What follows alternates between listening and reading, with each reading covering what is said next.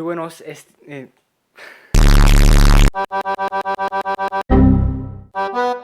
muy buenos días, estimados compañeros y profesor de física. El día de hoy estoy aquí con mi papá y les voy a...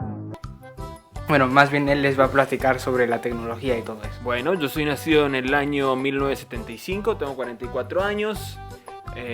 Cuando nací, por ejemplo, no existían los celulares. Teléfonos celulares no existían.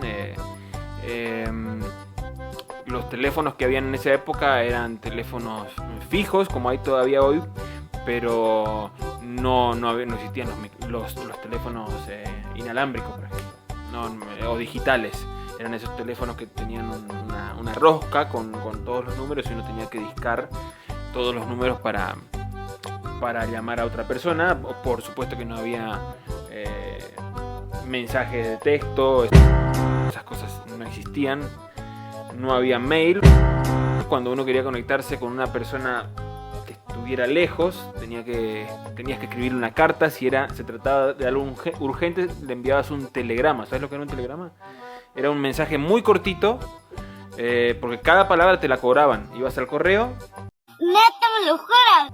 Y decías, quiero enviar un telegrama, por ejemplo, a Estados Unidos, a tal persona que vive en tal dirección. Entonces, la persona del correo te cobraba por palabra. Hola amigo mío, hace ya mucho tiempo que no hablamos, pero solo quería recordarte que te quiero mucho y espero pronto poder volver a vernos, carita feliz.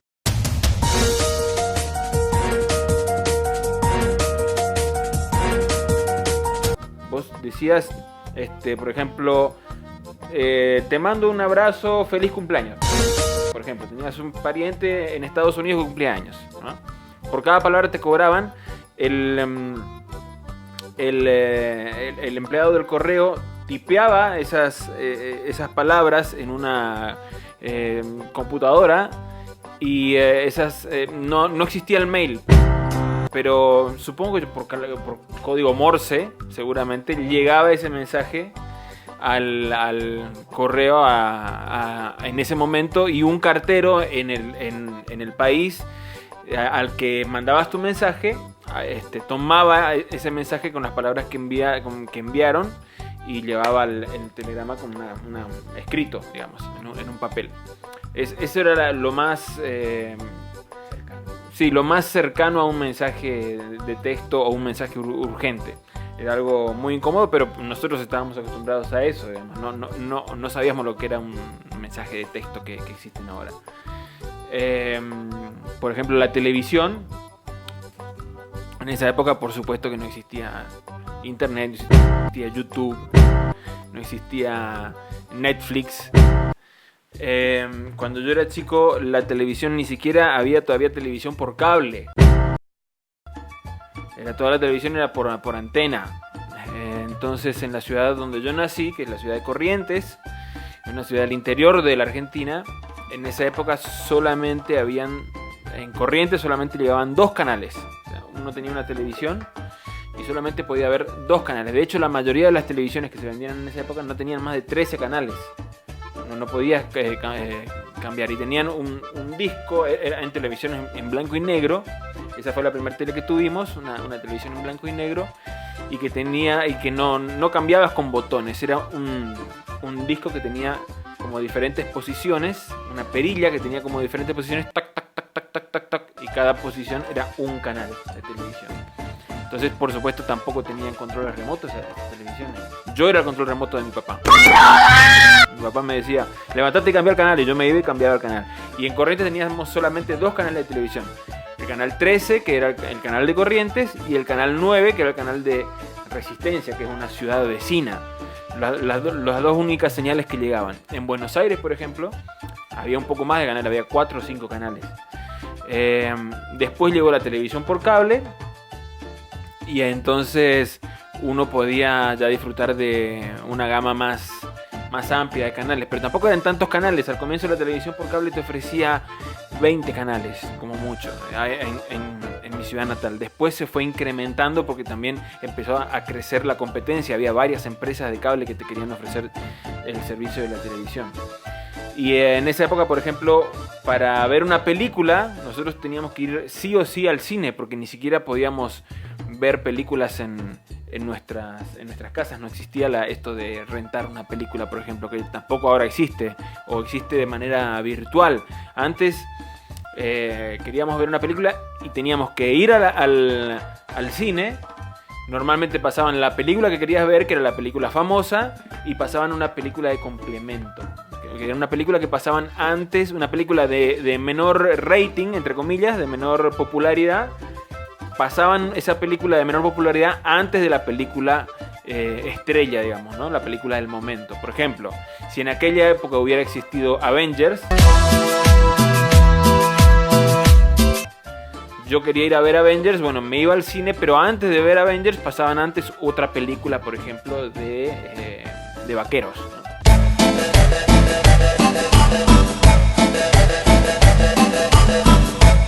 Del lejano oeste. Y no había manera de que veas una película a pedido en tu casa, una película que no había manera de que vos dijeras: quiero ver una película tal, El Padrino. No tenías cómo hacerlo, tenías que esperar a que la pasaran en televisión, o que la volvieran a pasar en algún momento en el cine, o que la pasaran en algún club de cine. Eso también había en algunas ciudades, clubes de cine donde pasaban películas antiguas. Después salió lo de la videocasetera, que era una especie de cassette de cinta que vos colocabas en un aparato grande y reproducía las películas. Y salieron los clubes de video, eran como pequeñas oficinas donde tenían un montón de videos, así como ven estos discos acá, tenían repisas con un montón de videos de diferentes películas, y uno iba y rentaba una película y te la daban por 1 o 2 días para que la pudieras ver. Las películas se veían de muy mala calidad, pero nosotros éramos felices porque podíamos ver la película que queríamos, siempre y cuando la tuvieran en el club de video. Todavía no existían CDs, ni DVDs, ni nada de eso. Eso salió mucho después. Yo ya era grande cuando salió toda esa tecnología. Yo siempre fui aficionado a la música, pero en mi época, cuando yo era chiquito, no existían los CDs. La única tecnología que había eran los discos de vinilo, que son esos discos grandotes que ahora se pusieron de moda de nuevo. Pero en esa época era la única manera de escuchar música. Luego vinieron los cassettes, que eran unas cintas pequeñas. Creo que tengo alguno para acá.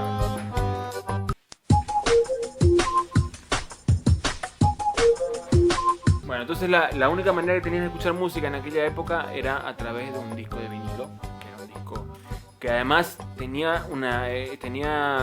los discos de vinilo no eran muy perdurables en el tiempo. Les agarraba un poquito de sol y se te doblaban todo, se te rayaban con muchísima facilidad. Hoy los discos que salen de vinilo inclusive son mucho más resistentes que aquellos discos de vinilo. Esos discos se rayaban con mucha facilidad, y que se te raya un disco de vinilo era un drama porque te salían caros los discos, y una vez que se te rayaban no había manera de recuperarlo. Y después salieron los cassettes, que eran unos cassettes de cinta, que seguramente en algún momento vieron, o en alguna playera o en algún meme, un cassette que también era un poco más amigable esa tecnología, porque era un poquito más resistente, no tenía tanta calidad de sonido, pero al menos podías escuchar las canciones con más frecuencia, ubicar la cinta, rebobinar, retroceder. De vez en cuando la cinta se te estropeaba, entonces ya era hora de comprar otro cassette. Y también salieron los cassettes vírgenes, que eran los cassettes en blanco, que uno grababa sus músicas, sus demos, las conversaciones con algún amigo. Los periodistas usaban esos cassettes para hacer reportajes. Y mucho tiempo después, a fines de los 80, principios de los 90, salió la tecnología del CD, que es lo que ustedes ven aquí, que tengo yo. Discos compactos, que es lo que ahora también empieza a caer en desuso, porque ahora existe lo que es la música virtual, la música en tiendas virtuales, Spotify, Google Music, iTunes, bueno. Hasta en un USB uno puede meter muchísima más música de la que cabe en un CD. Pero para nosotros la tecnología del CD, cuando yo era adolescente y se puso de moda, para nosotros era una maravilla.